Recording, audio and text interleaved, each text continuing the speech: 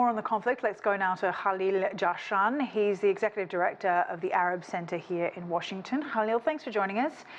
How likely do you think Egypt's peace summit will help de-escalate the Gaza conflict? Thus far, not much. I think it was a diplomatic dud in the sense that the participants, more than 35 different countries, failed to even come up or agree on a joint statement. Clearly, I think the refusal of the Israelis to participate, the protection, the shield that is shielding the Israeli position, which is the United States, was not well represented. It was just the chargé d'affaires of the U.S. Embassy in Cairo.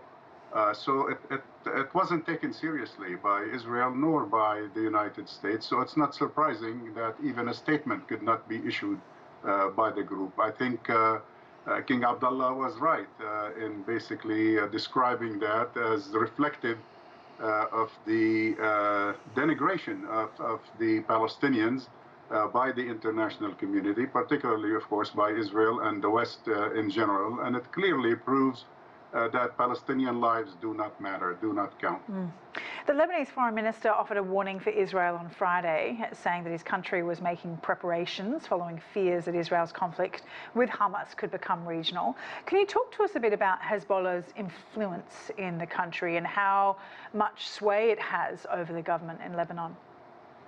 Well, Hezbollah in Lebanon is both kind of a Lebanese political, if you will, presence that controls almost the whole political process in Lebanon. Without it, without its approval, the country, for example, hasn't been able to elect a president in the country. It has a powerful presence in the parliament.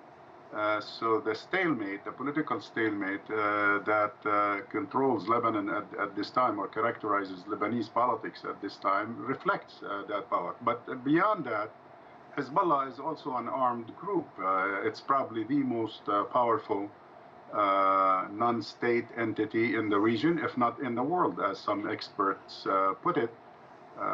You know, Hamas has been described as having 5,000 to 10,000 rockets. Here you're talking about 100,000 plus missiles, more sophisticated, a lot more sophisticated missiles. It has better trained fighters than Hamas. So should a northern front be open, and that's probably what the worry that was referred to by the Lebanese foreign minister.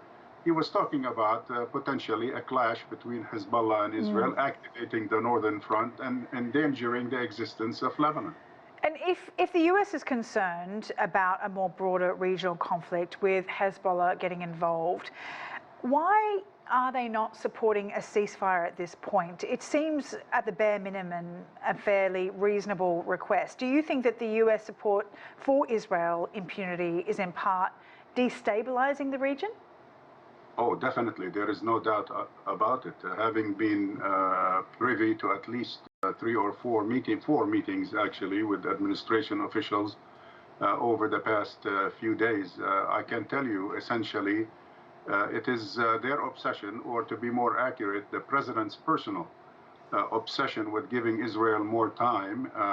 You know, he kind of characterizes it as essentially the right to defend itself. I don't think Netanyahu understands what he is waging is not a war to defend Israel as much as a war of revenge for the event of October 7th.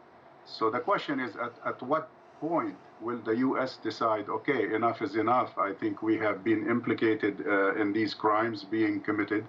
And the cost is prohibitive, not only to Israel, and it's not a matter of financial, you know, like the $14 billion that Mr. Biden wants to send, but it's the credibility of the United States, particularly should it be interested in the future in mediating that conflict, as it continues to claim. In reality, it has destroyed that credibility. I just can't see how in the near future or even the medium future that the U.S. could play such a role as it did in the past, like in the early 90s. So what the president means by giving Israel more time, I mean, translated into practical, you know, basic English, what is he talking about? 10,000 casualties in Palestine, 20, 30, 40, 50. When will it stop? And that's where the frustration is in the region, that the U.S. is not even willing to think. And the answer is very clear. I mean, as I said, I've raised that question with people who should know. They're part of the administration, and their answer is the time is not ripe yet for a ceasefire. And that's why they couldn't agree in Cairo, and they derailed that summit, and that's why they couldn't agree at the UN. All right. Khalil Jahshan, thanks so much for your time, Executive Director of the Arab Center here in Washington. Thank you.